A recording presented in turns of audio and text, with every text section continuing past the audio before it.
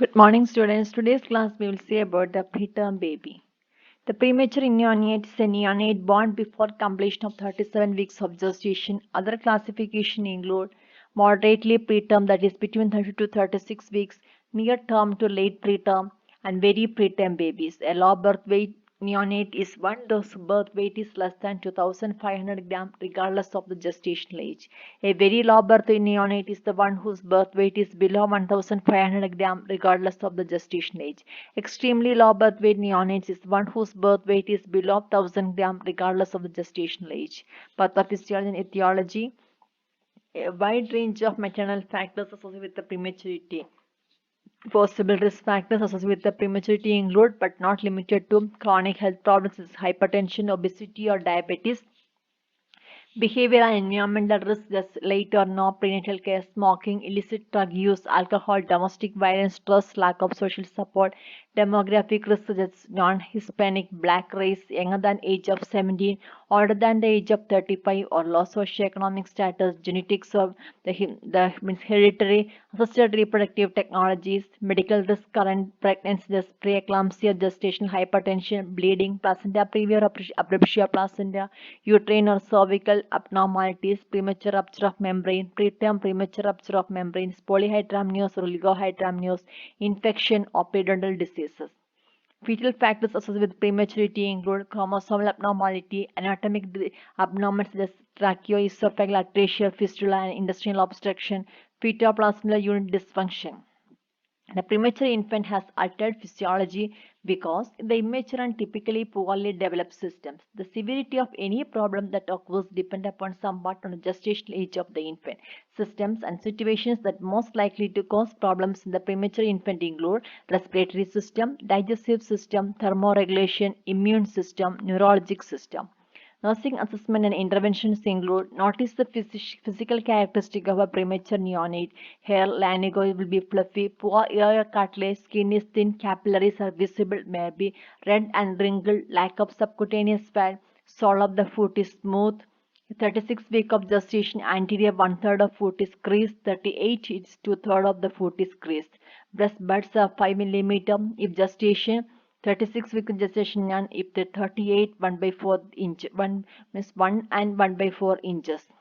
Testis undescended, labia majora undeveloped, rugae of the scrotum is fine, fingernails are soft, not covering up to the top tip of the nail, abdomen is relatively large, thorax relatively small, head appears disproportionately large, means muscle tone is poor, possibly weak reflexes, and obtain accurate body measurements, head circumference, frontal occipital circumference, one finger above the eyebrows, using parallel lines of the tape around the head, abdominal girth, one finger above the umbilicus, mark the location, heel to crown length, shoulder to umbilicus, used to calculate proper length of catheter for the umbilical arterial catheter placement, weight in grams.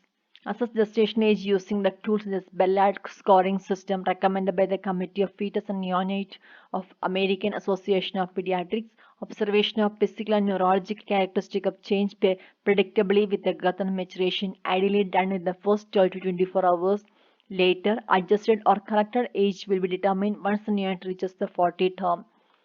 Chronological age is adjusted for the prematurity by taking gestational age. 40 plus chronological age is equal to the developmental corrected age. This is the age of neonate would have been if they have born 40 weeks of gestation. Assess with laboratory testing as indicated for the blood gases, blood glucose, complete blood count or hemoglobin or hematocrit, electrolytes, calcium and bilirubin. Monitor closely for respiratory or cardiac complications. Respiration above 60 minute may indicate respiratory difficulty, expiratory grunting, retractions, chest lag, or nasal flaring should be reported immediately. Watch for cyanosis other than aqueous cyanosis, coldness and cyanosis of the hands and feet, and other signs of respiratory distress. Increase, that means above 180 beat per minute or irregular heart rate, may indicate cardiac or circulatory difficulties. Muscle tone and activity should be evaluated. Hypotension indicated by BP measurements may cause by hypovolemia. Hypoglycemia may result from inadequate glycogen stores, respiratory distress, and cold stress. Institute cardiac monitoring and care for the infant in the isolate or radiant heater. Omit the bath until the infant's temperature has been stabilized. Temperature instability is a risk for hypoglycemia. Observe for early signs of jaundice and check maternal history for any blood incompatibilities. Also aware of maternal factors that can lead to additional complications as drug use, diabetes, and infection. Once the infant is admitted to a nursery, be aware that first 24 to 48 hours after birth is a critical time, usually requiring constant observation and intensive care management. Make the following observations like not the bleeding from umbilical cord, apply pressure, notify the healthcare provider, not the first voiding may occur up to 36 hours after birth. After the first voiding, report 4 to 6 hour period when the voiding does not occur. Not the stools, abdomen distension and lack of stools may indicate intestinal obstruction or other intestinal tract abnormalities. Measure the abdominal girth by regular intervals. Not the activity and behavior. Look for sucking movement and hand to mouth maneuver, which can help determine the oral feeding initiation. Observe for tense and bulging frenulae. Feel the suture lines, noting the separation or overriding may indicate intracranial hemorrhage. Be alert to twitching and seizures. Note the color of skin for cyanosis, jaundice, rashes, paleness, and ruddiness. Carefully monitor, record, and report the vital signs. Have available resuscitative equipment like oxygen suction apparatus, a rubber ear bulb syringe is usually all that is necessary for clearing the mouth. Frequent suctioning of pharynx may not be necessary. Position neonate to allow easy ventilation. Paying careful attention to maintaining body alignment and facilitating hand to mouth positioning. Elevate the head trunk to decrease pressure on diaphragm from the abdominal organs. Change the position from side to side. Provide oxygen therapy with moisture in the percentage necessary to maintain appropriate blood gas values. Monitor oxygen with analyzer continuously to ensure consistency in percentage use. Pulse oximeter correlates well with the oxygen saturation of arterial hemoglobin of blood.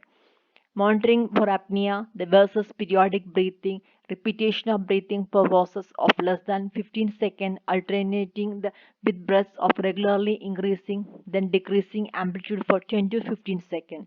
Theophylline may be given to reduce apneic episodes. Protect the infant from infection by following scrubless hand washing policy, minimizing the neonate's contact with unsterile equipment, and minimizing the number of people who come in contact with neonates.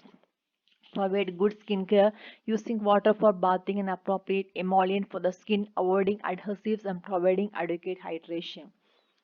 Avoid cranial deformity by using gel head pillow, frequent turning and upright position. Protect neonate's eye from the bright lights.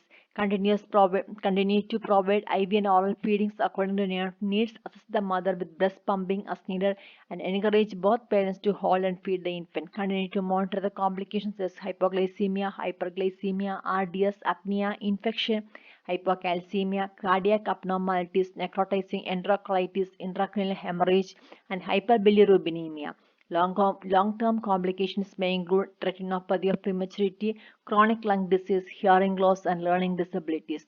Do not neglect the needs of parents. Instead, make every effort to include them in the infant's care. Update them frequently on the infant's condition. Thank you.